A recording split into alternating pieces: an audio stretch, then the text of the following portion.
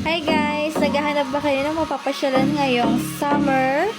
Tara, samahan nyo kami sa aming nature trip. So, ito na nga. Papunta tayo ngayon sa may Mount Brigino. At sa aming pag-rides, may nakita kami magandang view. Kaya doon muna kami nagpahinga at nag-picture-picture na din guys.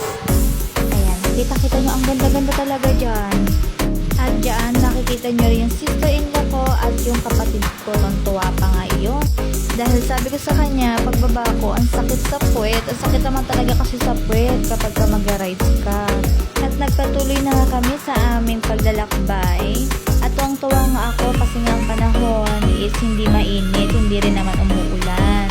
Makulimlim lang siya. Kaya sabi ko, yung galing, timing. At finally, nakarating na rin kami sa may Doña Remedios. Heto na guys! First time ko na talaga makapunta dito, promise. Kaya hindi na ako nagpatumpik-tumpik pa, nagpa-picture na kami. Tuwang-tuwa ko dyan kasi sa layo ba naman ang nilakbay namin, di ba? Kaya sabi ko deserve na magpa-picture kami doon. So, ayun na nga guys, papunta na kami sa ating destination, papuntang Mount Brigino. Kung makikita nyo, ang ganda talaga ng view papunta dyan. Yun nga lang, yung dadaanan dyan is medyo malubak-lubak. Kaya ingat kayo guys papunta dyan. At saka matarik. So ito, stop over na naman kami kasi nga may nakita na naman kami magandang spot, magandang view. So picture-picture na naman kami. Nakikita nyo guys, ang ganda-ganda rin dyan. Doon sa may baba, sa kabilang side, may mga nagsiswimming din doon. Dahil chismoso yung kapatid ko, ayan, nagpunta siya. Ay, tatlo pala sila. Oo, tatlo sila. Mga chismos. Charot. Alam nyo na guys, kaya ang tagal namin makarating sa Mount Brigino, puro pahinto-hinto talaga kami kapag may nakikita kami magandang view. So ayun na nga guys, nagpatuloy kami ulit sa aming paglalakbay papuntang Mount Brigino at ito na nga, charan!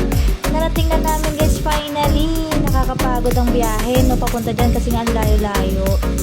Pero worth it naman guys kasi ang ganda ng view dyan, tapos ang ganda rin ng pool, makakapag-relax ka talaga. At siya nga pala, ang entrance fee dyan kapag ka magsiswimming kayo is 200. Pero kapag ka maglilibot lang kayo, hindi naman kayo magsiswimming, is 100 pesos only. Kapag naman may tent kayo, ang binayaran lang kasi namin nun is 300 pesos at doon kami sa may pinakatuktok. At ang ganda talaga ng view doon. O diba, wala akong masabi, pero ang ganda. Kasi ang ganda naman talaga. Kaya na ngayon, naayos namin yung tent ng aming gagamitin. Pero ang totoo niyan, hindi ako marunong mag-set up niyan. Tumutulong lang ako, kunyari. Charot. At ayan nga guys, medyo natagalan kami sa pag-set up ng tent kasi nga mahangin. At ayan, at medyo nainip na nga ako sa pag-ayos ng tent. Paano ba naman kasi, excited na akong mag-swimming. Gusto ko na magpalit ng damit. At finally, naayos din nila yung tent. At ayan, makikita nyo, parang magkakaroon sila guys ng zipline. Pero hindi pa siya available kasi parang inaayos pa lang siya. As you can see guys, ayan, yan ang view dyan. Pwede kayong umakyat dyan sa pinakatuktok niyan. Yun nga lang, hindi kami nakapaglipot dyan at nakapunta dyan. Finally guys, ito na. Itutur ko na kayo sa Mount Brigino. At nakikita nyo yan. Ito, yan. Hagdanan pa lang yan, be. Pababa, papuntang pool. Ang ganda na ng view. Sinasabi ko sa inyo, pwede kayong mag-picture dyan. Wala makikialam sa inyo. O, diba? Kahit saan ka lumingon dyan, be. Ang ganda ng view dyan. At ito na nga yung pool. Merong pang bata at merong pang adult. At syempre, magpapahuli ba tayo sa pagpapapicture taking? Syempre, hindi. Kaya ano pang inaantay natin? Let's go!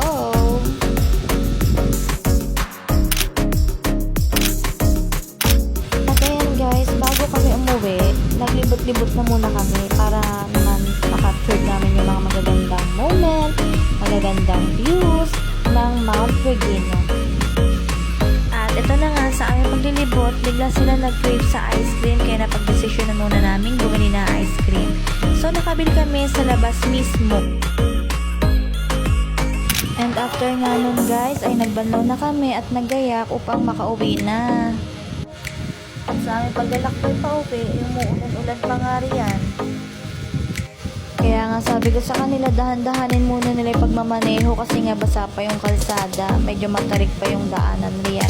Mas mabuti pa rin na nag-iingat at makauwi ng ligtas sa ating mga tahanan, okay? At siya nga pala, sa mga magtatanong kung ilang oras ang biniyahin namin papunta doon sa may Mount Bergino, siguro mga almost 2 hours. Pero sa aming pag-uwi, inabot kami ng 3 hours kasi nag-stop muna kami doon sa may 7-Eleven at nagmerienda muna kami doon kasi nga nagpalipas muna kami ng ulan. Alakas ng ulan yan that time. Share ko lang sa inyo guys, experience ko na ito, ang saya.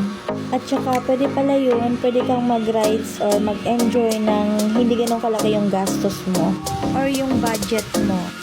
Alam nyo, kailangan nyo to. Kailangan nyo talaga to. Makapag-relax man lang kayo. Lalo na yung mga taong busy dyan, mga stress, ayan. Try nyo mag-rides, ang saya. Okay guys, thanks for watching.